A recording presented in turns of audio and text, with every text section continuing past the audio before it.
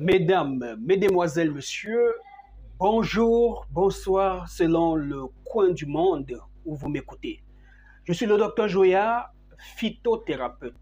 Le phytothérapeute, c'est ce monsieur qui vous soigne à base des produits végétaux. Ça peut être les racines des arbres, les écorces des arbres, les fruits des arbres, les feuilles des arbres et tout ce qui peut tirer de la plante pour soigner un être humain. C'est toujours un honneur et surtout une fierté et un plaisir pour moi de parler de la phytothérapie ou encore de la médecine naturelle. Alors, ce matin, je vais revenir sur le sempiternel problème des trompes bouchées. Oui, il y a environ 5 ans ou 6, j'ai posté une vidéo sur YouTube où je parlais de la prise en charge des trompes bouchées. Alors, ça a fait boum sur la toile. Des femmes m'ont contacté du Brésil, des États-Unis, du Sénégal, un peu partout, d'Haïti, des îles turques et caïques, un peu partout dans le monde. Les femmes ont profité de ce traitement et aujourd'hui, elles sont nombreuses à être heureuses, à être mères. On a eu des jumelles au Congo, Congo-Kinshasa, des jumelles au Congo, Congo-Brazzaville. On a eu des jumelles ici au Cameroun. Et cela n'est qu'une fierté et une grâce de Dieu. N'oubliez pas que Dieu a mis en nous et en chacun un don. Il y a des gens qui ont des dons de guérison, des dons de ceci, des dons de cela. Et c'est à chacun de développer ce don. Et ma passion de soigner m'a amené à développer le don de soigner les trompes bouchées. Ça, c'est ma spécialité et j'en suis très fier. Alors, pour parler des trompes bouchées, il est important de connaître ce que c'est qu'une trompe, à quoi sert la trompe, où est située la trompe dans le ventre d'une femme. Et pour répondre à ces interrogations, je vous invite comme ça à nous référer à un schéma comme celui-ci. Ça, c'est un schéma vu de face. Le plus important pour mieux comprendre, c'est un schéma en coupe. Alors, mesdames et messieurs, installez-vous confortablement. On va aller pour un cours d'anatomie et surtout d'anatomopathologie, c'est-à-dire les maladies qui se greffent à un organe particulier et dans ce cas, les trompes bouchées. À bientôt. Alors, mesdames et messieurs, voici l'appareil reproducteur féminin vu en coupe. Alors, je vais approcher la caméra pour une meilleure lisibilité et une visibilité. Et voilà, nous avons donc en face de nous l'appareil reproducteur féminin. Ici, c'est le vagin, le siège des rapports sexuels et l'endroit par lequel le sang menstrué sort du corps de la femme. On a là le col de l'utérus. À la période de fécondité, le col s'ouvre légèrement pour laisser le sperme et les spermatozoïdes passer. À la période des règles, le col s'ouvre légèrement pour laisser les règles sortir. Au moment de la grossesse, de l'accouchement, le col se dilate. On parle de dilatation du col. D'accord? Le col va se dilater à 1 doigt, à 2 doigts, puis à 5 doigts, on va parler de dilatation complète pour laisser le bébé sortir.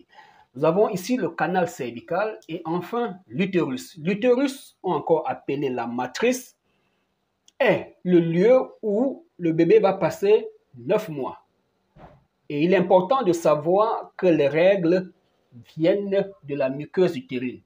À la période de fécondité, la muqueuse utérine s'épaissit en sang et en hormones pour attendre un éventuel œuf fécondé. S'il y a fécondation de l'œuf, il va y avoir nidation et le sang qui tapit l'intérieur de l'utérus sera servi dès les premiers moments pour la constitution du corps de l'embryon. Et s'il n'y a pas grossesse, alors ce sang va dégénérer et sortir par le vagin. C'est l'explication qu'on peut donner à l'origine des règles. Donc j'anticipe déjà, on peut avoir les trompes bouchées et continuer à avoir ces menstrues. Les menstrues n'ont rien à voir avec les règles. Pardon. Les trompes bouchées n'ont rien à voir avec les menstrues. Voilà. Nous avons là, de part et d'autre, les trompes. Ce sont ces deux tuyaux, ce sont ces deux cornes qu'on appelle trompes de Fallope. Les trompes de Fallope, ce sont ces deux tuyaux. Ce sont ces deux passages qui sont très, très rétrécis, très minces. Ici, c'est un schéma grossier. C'est très fin, on dirait les intestins d'un poussin ou d'un oiseau. Alors, le rôle de ces tuyaux, qui sont de part et d'autre du bas de la femme, ont pour rôle le transport ou encore le chemin que vont emprunter les spermatozoïdes qui vont partir du vagin, du col de l'utérus, entrer dans la trompe. Qu'est-ce que les spermatozoïdes cherchent dans la trompe? Ils sont juste de passage pour aller à la rencontre de l'ovule pondu. D'accord? Un follicule est arrivé à maturité et a été expulsé par l'ovaire et est tombé dans la trompe, au tiers extérieur de la trompe, au niveau du pavillon. Alors, les spermatozoïdes passent par la trompe pour venir chercher à féconder l'ovule. D'accord? Vous conviendrez avec moi donc que la trompe, c'est le passage. Une fois que l'ovule est fécondé, alors la grossesse ne va pas rester ici pendant 9 mois. Le fécondé va rentrer sous l'effet des cils vibratiles et de certaines sécrétions qui sont à l'intérieur de la trompe. Le va rentrer et venir se fixer, se nicher dans l'utérus. On va parler de nidation et c'est le début de la grossesse proprement dit. Vous voyez donc, si la trompe est bouchée, les spermatozoïdes ne pourront pas passer. Alors, la trompe peut se boucher à deux endroits. Quelque part ici, dans le premier morceau, parce qu'on va diviser la trompe en trois. D'accord? On a le tiers moyen, la partie du milieu, le tiers externe, la partie du bout. La pente ovulaire et la rencontre entre l'ovule et le spermatozoïde se passe dans le tiers externe de la trompe, vers le pavillon là-bas, dans la partie distale. Alors, si la trompe se bouche ici, on va dire obstruction tubaire proximale, proche de l'utérus. Si ça se bouche ici, on va parler de obstruction tubaire distale, d'accord? Si c'est les deux côtés de la trompe qui sont bouchés, on va parler d'obstruction tubaire bilatérale. Donc, vous voyez donc avec moi que le rôle de la trompe, c'est de passage. Si on barre une route, les usagers ne passent plus. Alors, c'est pareil pour les trompes. Si les trompes sont bloquées, les spermatozoïdes ne passent plus. Alors, qu'arrive-t-il le plus souvent? Il arrive souvent que lors d'un accouchement, par exemple, les débris du placenta peuvent migrer ici, se déposer et obstruer les trompes. Donc, après un accouchement, les trompes peuvent se boucher. Après un avortement suivi d'un curettage, les débris du produit de la conception peuvent boucher les trompes. Donc, l'avortement peut boucher les trompes. On peut attraper une infection, le plus souvent l'infection à chlamydia ou à mycoplasme. Alors, les bactéries responsables de ces maladies vont venir dans la trompe, essayer de détruire, de bouffer les cils vibratiles, les tissus à l'intérieur de la trompe, d'accord, pour se multiplier. Et les débris, la saleté produite par ces microbes vont obstruer les trompes. La trompe déchiquetée peut produire même des adhérences. Donc, l'infection est aussi la première cause de l'obstruction des trompes chez la femme. Et alors, ce qui nous intéresse, c'est, docteur, comment faire pour y remédier? Avant d'arriver aux solutions, il est important de savoir qu'on a parlé des trompes bouchées dans la partie proximale, obstruction tubaire proximale, dans la partie distale, obstruction tubaire distale. Mais il existe aussi d'autres cas d'obstruction des trompes qu'on peut appeler par exemple hydrosalpin. Cette fois-ci, c'est la présence d'un liquide ou bien d'une sécrétion infectée dans la trompe.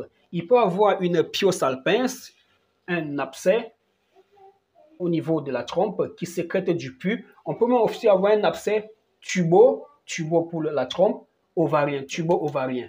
D'accord? On peut aussi avoir des adhérences. Voilà donc les différentes sortes ou encore caractéristiques des trompes bouchées.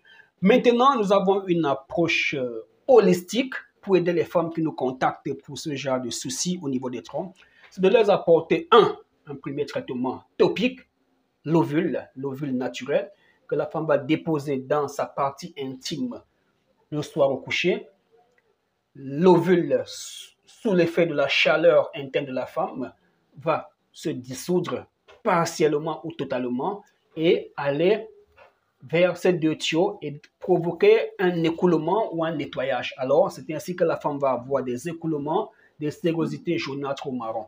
Alors, on a souvent une difficulté, les femmes ont peur de mettre les choses dans leur vagin. Alors, elles pourront adapter leur ovule enroulé sur une compresse avant d'introduire.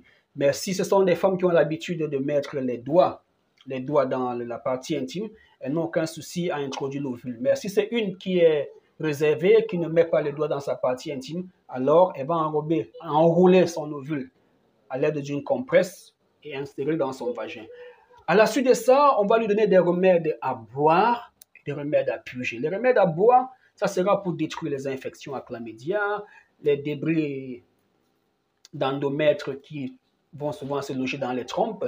Et vers le 10e jour, 11e jour, elle va arrêter avec ce traitement. Elle va passer avec un autre qui a pour rôle capital de booster la réserve ovarienne pour qu'il y ait une bonne ovulation. Parce qu'il est donc, mesdames et messieurs, il est très capital de se rassurer qu'on est féconde.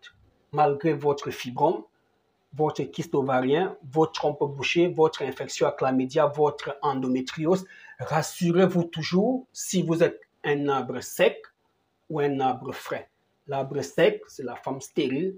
L'arbre frais, c'est la femme fertile, mais qui a des problèmes de conception. Si on enlève tout ce qui l'empêche de produire, de concevoir, elle va concevoir.